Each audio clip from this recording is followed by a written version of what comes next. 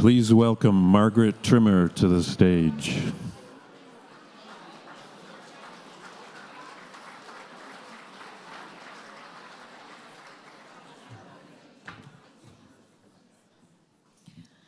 How terrible. I wasn't even paying attention.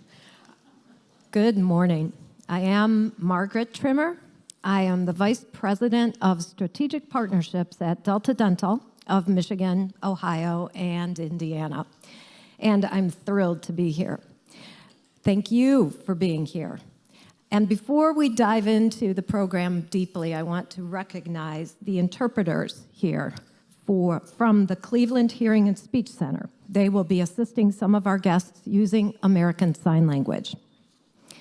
Delta Dental is proud to partner with Team Neo for 6 years now. This was the first community investment that our team made in this region when I started at the company 6 years ago. We are always inspired and moved by the revelations of the Aligning Opportunities work. We always learn something new about workforce issues, and we know that our customers do too. And we are always reminded by our customers and our partners, many of whom are in this room today, that solid employee benefits, like dental insurance, are key to the attraction and retention of talent. In these times, they are indeed table stakes, and we are proud to offer a best-in-class product. And to our many customers in the room today, thank you for choosing us, for trusting us. As I was reading through the report, the Aligning Opportunities report this week, and preparing to welcome you, I pondered, and I was actually asked by a colleague, just when is this work going to be done? Like, when are we going to finish perfectly aligning the talent supply and demand in the region? Taken a long time, right? This is 8 years. Well, the answer to when will it be done is probably never. It will never be done because it shouldn't be done, unless the world stops changing. Every year brings new challenges to talent and retention. Every year brings new challenges to humanity. Just think about the things we've been through recently. Pandemic, the advancement of artificial intelligence technologies, racial and social justice upheaval, economic strife, and there's no shortage of political strife right now either. All of these things affect humans, and if it affects humans, it affects our workforce, it affects our productivity. So we need to understand these impacts in real time so that we can be nimble and smart in our decision-making and management of our workforce. I'm grateful that Team Neo is always looking at what's happening in the world around us in real time and helping us adjust and align our policies and approaches to make the most of the opportunities and to mitigate the challenges. Nobody is better at helping us interpret and act on these realities than Jacob Duritsky. It is my great pleasure to introduce Jacob. He leads strategy, research, and talent for the Northeast Ohio region's business development efforts. He's a data guy, but he's got a unique ability to communicate and develop strategies that everyone, even the non-data people among us, can understand and act on. His work on the Aligning Opportunities reports and his development of the very unique Vibrant Economy Index have been groundbreaking. Please welcome Jacob Duritsky to tell us what's new in the quest for talent.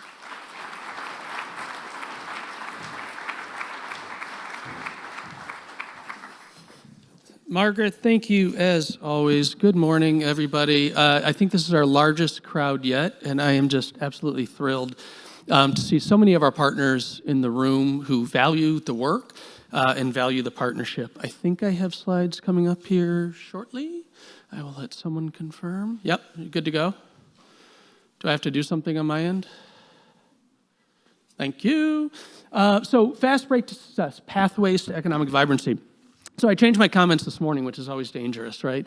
But I woke up and I thought that what I wanted to say wasn't necessarily reflective of what I was feeling. And I thought about the title, Fast Break to Success. And obviously there's a bit of a play on words there, right, with the Cavs. Won by 30 last night. Go Cavs. Yeah, well, it's a good start. When we think about pathways to prosperity, I thought about two things. I thought about Margaret and Delta Dental and the sponsorship 8 years later and what they're doing to impact the work that we're doing here. And I thought about a conversation I had with Nick Barledge and the conversation I had with Wendell Robinson, who's one of our board members from Rock. The common theme that you see with both of them is that they're thinking bigger than a report. They're thinking bigger than data. They're visionary. They're thinking about the impact we can all have on the economy in the long term. And I've been sort of wrestling with this notion in the community that, play your role, do what you do, stay in your lane. And I don't think that's how we make impact. I think this is how we make impact. I think alignment is how we make impact. And I think forcing this community to understand the challenges and address them is the role that we all have to play. I'm optimistic by nature. I think we can change the trajectory of our future, but it's going to start with us. It's going to start with everyone in this room.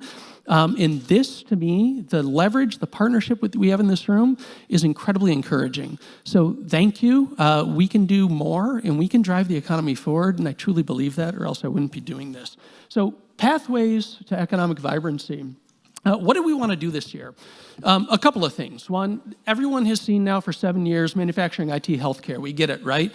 Someone said to me after last year's event, they go, we kind of get the manufacturing, healthcare, IT thing. And I took it personally at first, and I said, yeah, but we haven't really changed it. But I thought about it, and I said, you know what? If we want to think about pathways, if we want to think about prosperity, we have to think about more pathways and different ways to engage everyone in the labor market. So we wanted to broaden the scope to think about what do the top 50 jobs look like by 2030? What does the future look like, and how do we include more people in the future of our opportunities? That's one. If we uncover more opportunities for people, more people can participate. If there's one theme to take away from this as Northeast Ohio's economy, we can't simply grow our way out of the challenges that we face. We have to address it with the people who are here in our community today, and in large part sitting on the sidelines. If we do that, we can be more effective over time. And then we have to expand the way we think about the supply-demand gap. This is data, but 8 years later, I hope it's data that's going to continue to influence the way that we think about the economy in the long term. So what are the key takeaways that I want to leave you with? There's a lot here. The report is 32 pages. We were talking to someone yesterday who asked why it was so long, and I said, I don't know. Sandra Palavoda on our team is largely responsible for actually developing the report and has done an awesome job, so shout out to her. But one of the things that we're continuing to struggle with is the working age population issue, right? We have people leaving the labor force in greater numbers than we're replacing them with young people in 25 to 44-year-olds. That's a state issue, that's a country issue, in some cases that's a global issue. But the reality is we can't change this trend overnight. We're starting to develop strategies as a community to take this on. It is a long-term challenge. But in the short term, it means we can't grow our way out of this challenge. We have to think about the people who are marginalized in our community today and not fully participating in the labor force. It does not matter if that's minority workers or women or veterans or workers with disabilities. Everyone has to be a part of the labor force if we're going to be successful. To emphasize that, what does that mean if you start to look at the industries at risk with early retirement? People over 55 who are going to leave the labor market in greatest numbers in the coming years. And you look at some of these sectors, and some of them are relatively small here, agriculture, real estate. But then you start to look at sectors like manufacturing. You start to look at sectors like education and K through 12 teachers. And it says two things to me. One, we have a 5 to 10 year window to address some of this looming challenge that exists in the marketplace. But two, we're now seeing it expand well beyond manufacturing, IT, and healthcare to impact education, to impact behavioral health, to impact different elements of the economy where we are projected in the next 5 to 10 years to have a shortage of workers. So as we think about the opportunity that sits in front of us, we have to think more holistically about what those top 50 jobs look like and how we increase the number of people in those jobs. Someone said to me, I was looking at some data for Columbus versus Northeast Ohio. And it was kind of a similar thing, 25 to 44 versus, people who are looking to retire soon. And I said, well, we're only 4% lower. that 4% translates into almost 100,000 less people who are going to be ready for the labor market soon. That is up to us collectively to deal with. And representation across sectors is going to increasingly matter. We talk about healthcare, manufacturing, and IT. Those jobs haven't gone anywhere. We've started to deal with some of the entry-level gap in IT. Manufacturing and healthcare continues to persist. But professional, scientific, and technical services, engineering, legal, accounting, there are major opportunities for people to participate in the economy in those areas, and we're seeing significant underrepresentation. If you look at, for instance, the gold bar, Black or African American workers, 12% of the Northeast Ohio workforce, in professional services 5%, in IT 9%, manufacturing 9%. The only area that is at or above representation is healthcare, and in those areas it's often below registered nursing. So when you peel back the onion, it's not just that we have underrepresentation, it's also that we have disproportionate underrepresentation in the jobs that pay the least. That has to change if we're going to fix the economy. We're hearing a lot about AI. This is something cool, and I'm not going to walk through this individually. It's probably hard to read on the screen, but AI is everywhere, right? And I'm kind of, again, optimistic about what that means for the Northeast Ohio economy, but I'll tell you two things that we see. When you look at the areas where AI is really transformative right now and what it's doing to the labor market, it's only impacting our companies today in a relatively small way with potential upside as we look forward. A lot of our companies, particularly our manufacturers, are still looking at small ways to think about automation, investments that can change their productivity value proposition over time. AI has tremendous potential, but we also shouldn't be afraid of AI and the opportunities that it presents. Whether it's the internet, whether it's the Industrial Revolution, we have centuries of evidence of Luddites who have pushed back against labor market forces for fear of what it might do to their jobs. If we embrace this, if we think about it as an opportunity for the community, it could mean we're doing things very differently. This is the red, yellow, green chart that everyone's sort of probably familiar with who has looked at aligning opportunities at any given point. Still looking at those same sectors of the economy, IT, manufacturing, healthcare, sciences, finance, and management. But this was the question. We get it. There's a gap. IT, manufacturing, and healthcare persist. It's 45 to 50,000 jobs that are going unfilled by Northeast Ohio residents this year, but we can do more. So what does more look like? And that was really the impetus to say, let's take stock of everything we know. In this report, you'll see emphasis on communities of color. You'll see veterans. You'll see workers with disabilities, working women, LGBTQ workers, and the challenges that are unique to them. We cannot shy away from having the hard conversation about how different groups are impacted in the labor force and why it's keeping them from participating in more meaningful ways than they could be. This is the core of the report. When you look at the labor market analysis, each one of these groups is emphasized. And the top 50 occupations by 2030 is a new look, and this is kind of hard to visualize on a screen. But what I want you to do is spend a little time with it.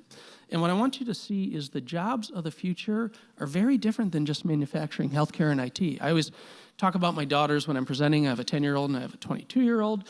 10-year-old just won her horseback riding competition, first time, woohoo. I'd be remiss if I don't give her random shout-outs that she doesn't always seem to appreciate. But nevertheless, I do it. But if you look at the list of the top 50 occupations, it's not just manufacturing, healthcare, IT. You'll see behavioral health show up. You'll see insurance sales showing up.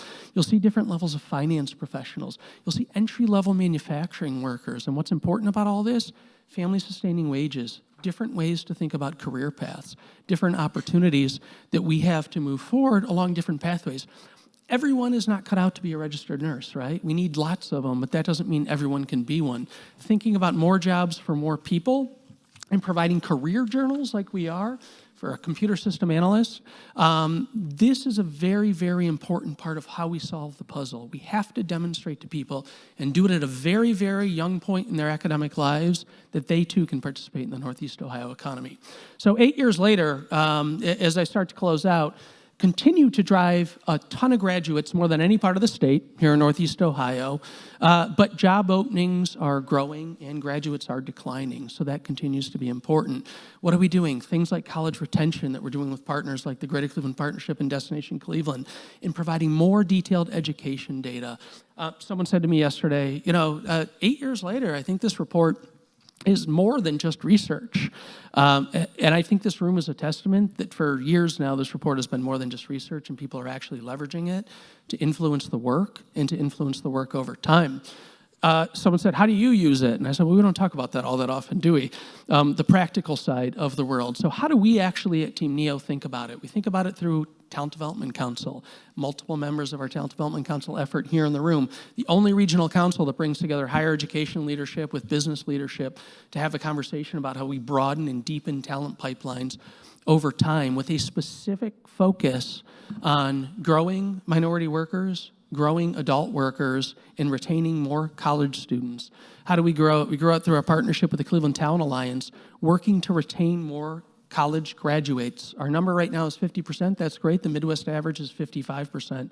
We are embedded in colleges and universities, and Julie Zeltner on our team is leading that effort to encourage young people to stay here in partnership with folks like the GCP, through events, through welcoming them to the community, through showing them that Northeast Ohio has internships and jobs accessible to them. We have connections to careers. This data doesn't just sit here. We've now worked with 5 higher education partners to explain to them how their degrees translate into real jobs in the economy. We do 5-part training series with higher education partners throughout Northeast Ohio so that their faculty are on the front lines of advising people where they can actually work. We have talent acquisition services. Natasha, who's going to lead the next panel, has support for more than 30 companies a year that she provides both consulting and through incentives, where she goes and talks to companies about their investment strategies. We have partners at the table from Jobs Ohio who are leading that work for the state effort. This is well coordinated, and we have our Northeast Ohio Talent Advantage. Natasha and Julie call themselves the Talent Twins. They are on the front lines of engaging with companies every single day to help build the talent value proposition and free complementary solutions for their talent challenges. This isn't just research, it's real, and it impacts the way we do work. And why does it impact the way we do work? And I promise I'm almost done. Because I think we have a generational opportunity to do something different. This idea that we can't change macro factors as a community. We can't do it as Team NEO, but as a community, that we can't drive change over time, that we can't think differently about employment and GDP. I just don't buy it. So if that's your philosophy, that's fine and that's good and I understand it. But I think through alignment, through coordination, through better insights, we do have an opportunity to drive even greater impact in this community, to bend the curve, and the fate of our future exists here. If you look at the past 2.5 decades, it has been challenging. We haven't seen population growth and labor market growth in the way we would like, but we can control that long term. And I think as a lot of proud Northeast Ohioans in this room, that we owe it to ourselves and we owe it to the folks who are funding us and who we work for to drive this change over time. I'm incredibly optimistic about the future. Thank you for the support that you've given Aligning Opportunities over the years, and thank you for all you do to play a role in changing the talent narrative throughout the community.